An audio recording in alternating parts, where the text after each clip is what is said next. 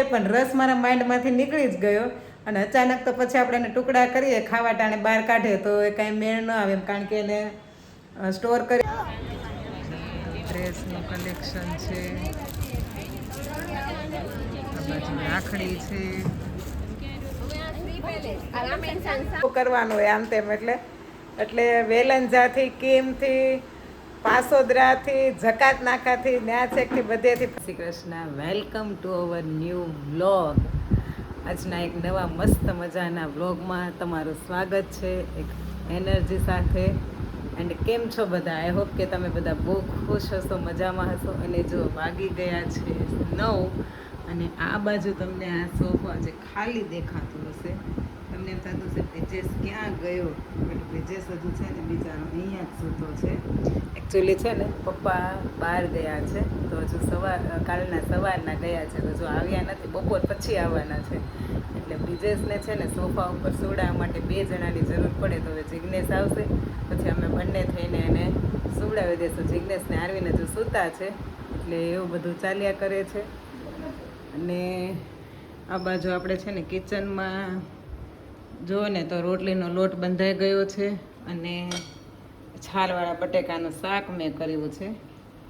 અને આજે મને છે ને અચાનક રસ યાદ આવી ગયો. તમે જો આ કેરીના જે ટુકડા મેં સ્ટોરેજ કર્યા હતા ને બહાર મૂક્યા છે, હમણાં થોડાક પેલા ઓગળવા લાગે ને એટલે આપણે થોડોક રસ કાઢી લઈશું. ને આ બાજુ બ્રિજેશભાઈ મને કંઈક કહે છે, આપણે શું કહે છે સાંભળીએ. બોલ. હે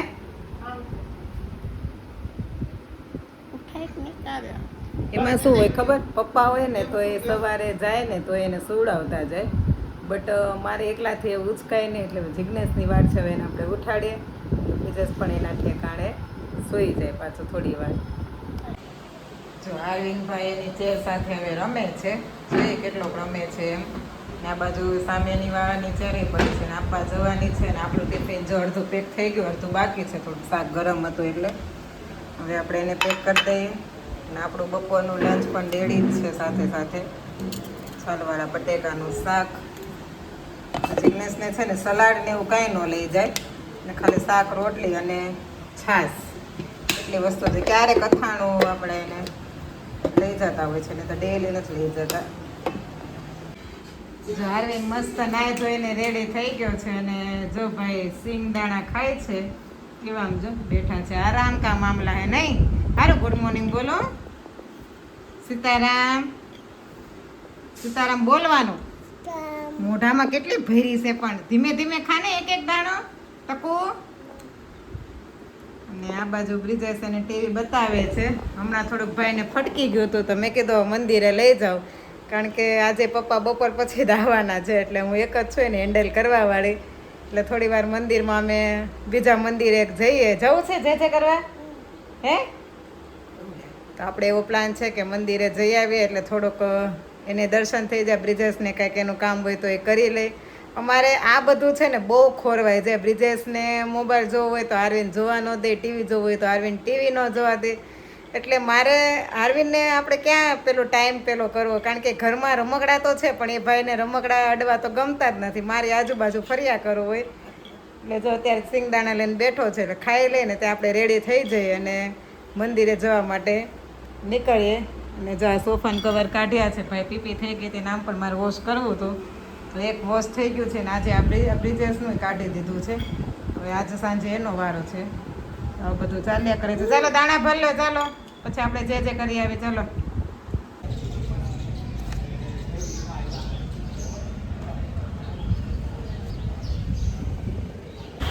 શિવલિંગની સાફ સફાઈ ચાલે છે.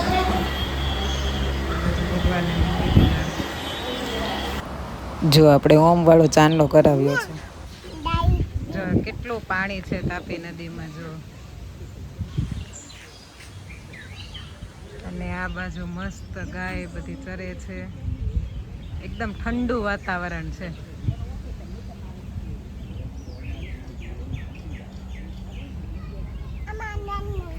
અરવિંદભાઈ ને છે ને આમાં નાઈ નાઈ કરવી છે. વાલો એ નદી છે, એમાં નાનાઈ કરે, ઘરે કરે બાથરૂમમાં નાનાઈ. એમાં નાનાઈ કરાય? હા, કરાવીશ. ઓકે. અરવિંદ છે ને અહીંયા હિંચકામાં બેઠો છે, ને મામાએ ગાડી કરી દીધી છે.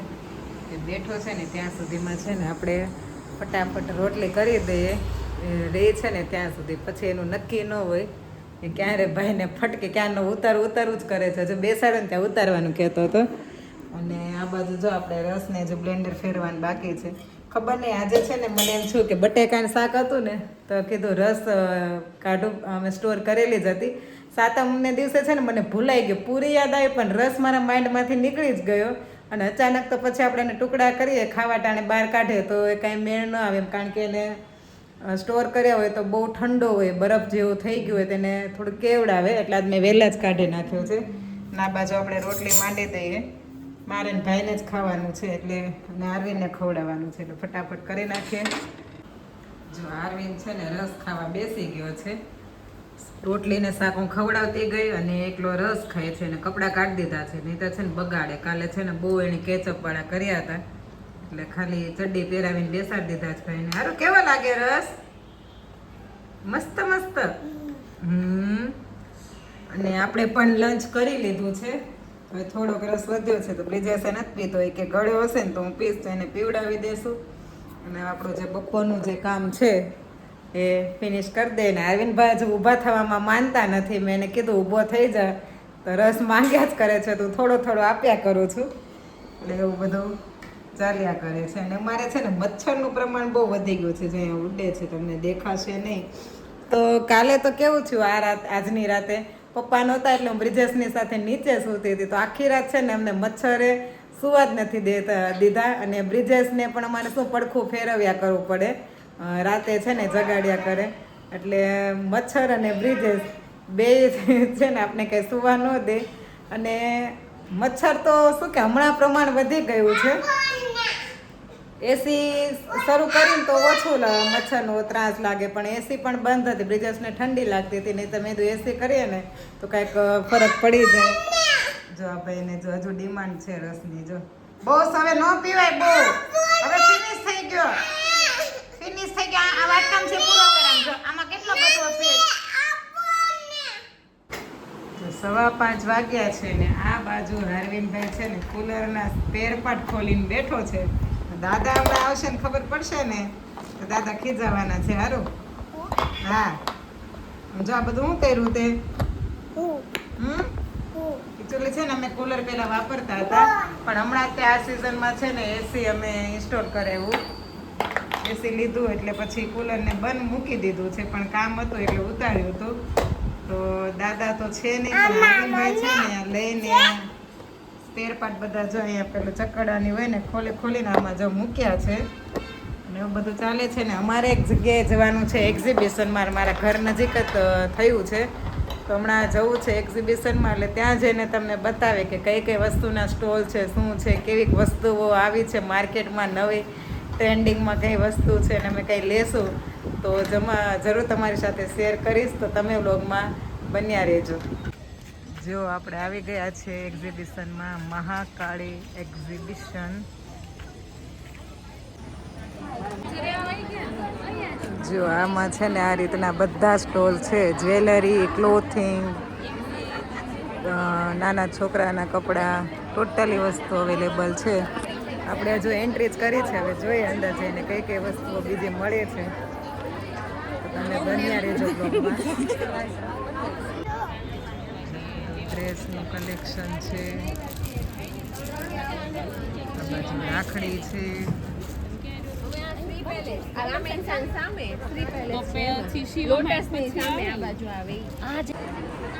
નવરાત્રીનું કલેક્શન બધું. જો આપણે છે ને એક તો આર્યન માટે આ ઘઉંના અને મકાઈની જે સ્ટીક ને એવું આવે ને એ બધું પણ લીધું છે. બહુ ફાઇન છે. આ બેન સેલ કરે છે ને એનો નંબર પણ ક્યાં છે, મને કાર્ડ બતાવો તો.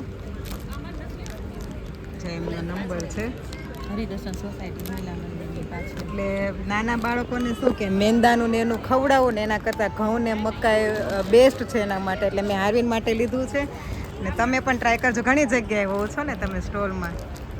ચાલો, છોકરાઓ માટે સારી વસ્તુ. હા, છોકરાઓ માટે સારું છે એટલે મેં આર્યન માટે લીધું છે. ને આપણે બીજું પણ જોઈએ અને પછી બતાવે કઈ કઈ વસ્તુ છે એમ. રેઝીનાટમાં જો આ પેલું કહેવાય ને લીપણ આર્ટ છે. યસ, કિચન છે, હોમ ડેકોરનું છે ઘણું બધું. ગ્રીન જો આપણે મસ્ત મસ્ત બધી antique unique and trending jewellery છે.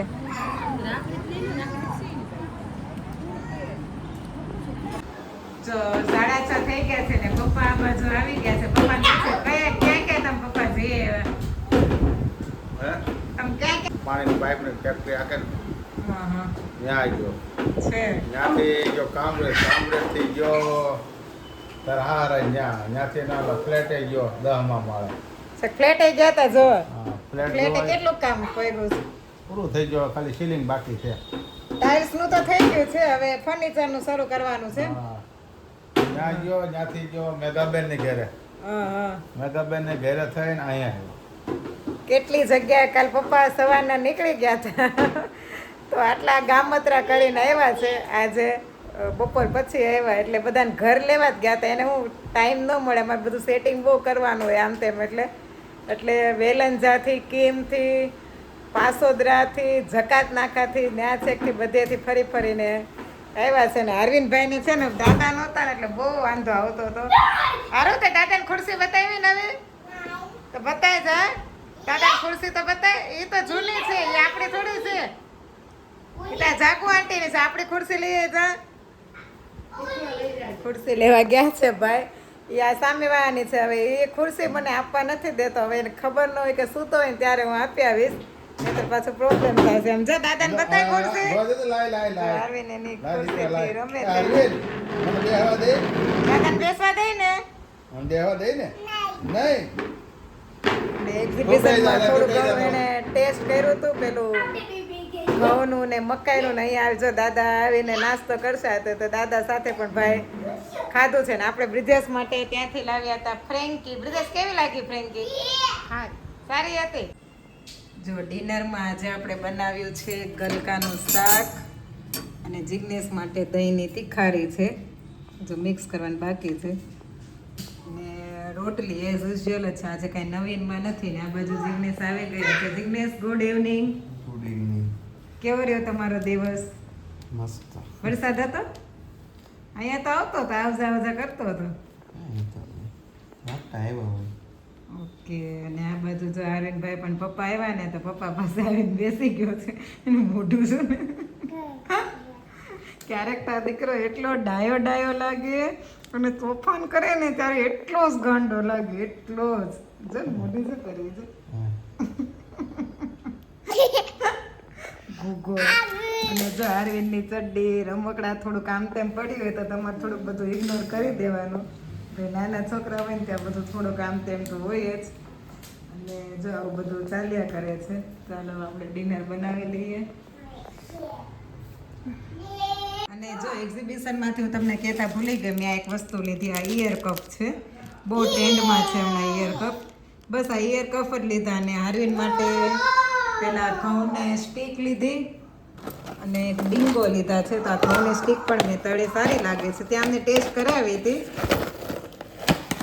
જો આ મેંદો ન આવે, આમાં ઘઉં આવે. અને એક મકાઈના લીધા છે. લે જઈને ટેસ્ટ કરો. અરવિંદ માટે લીધા. અત્યારે તળ્યા હતા, થોડુંક શાક કરતી હતી ને. કેવા છે? કીધું મેંદો ને એવું ખાવું એના કરતાં ઘઉંનું હોય તો ચાલા કરે. ને ડેલી તો આપણે એને નાસ્તામાં શું આપવું, એટલે આ પ્રમાણેનું આપણે શોપિંગ કરી છે થોડી ઘણી. જો મામાને પાણી નથી પીવું ને તો અરવિંદ પરાણે પીવડાવે છે પાણી. થોડુંક એમ કરીને પીવડાવે. કેમ પાણી પીવડાવતો હતો અરવિંદ? થોડું મામાને પાણી કેમ પીવડાવતો હતો? પીવડાવતો કેમ પીવડાવવાનું પાણી મામાને? હમણાં છે ને એને પાણીની તાણ કરતો હતો, પોતે પી લીધું ને એટલે કે થોડુંક એમ કરીને. અને આજે છે ને આપણે હેર વોશ કરીને બેઠા છીએ. શંકર ભગવાન બની ગયા છીએ જટાવાળા. સોફાના કવર ધોયા ને તો સાથે સાથે કીધું આપણે હેર વોશ પણ કરી નાખે, બિકોઝ સવારે એટલો ટાઈમ નથી મળતો એટલે. અને કાલે આમ પણ સેટરડે છે તો સેટરડે આજે જ આપણે હેર વોશ કરી દીધા. એન્ડ આજના વિડીયોનો એન્ડ આપણે અહીંયા જ કરીએ છીએ. Thank you for watching hour blogs. Don't forget two subscribe our YouTube channel and comment and like કરવાનું પણ ના ભૂલતા. આવતીકાલે ફરીથી મળીશું એક નવા વ્લોગ સાથે. ત્યાં સુધી આવજો. બાય, જય Shri Krishna, good night, take care. बुझा नहीं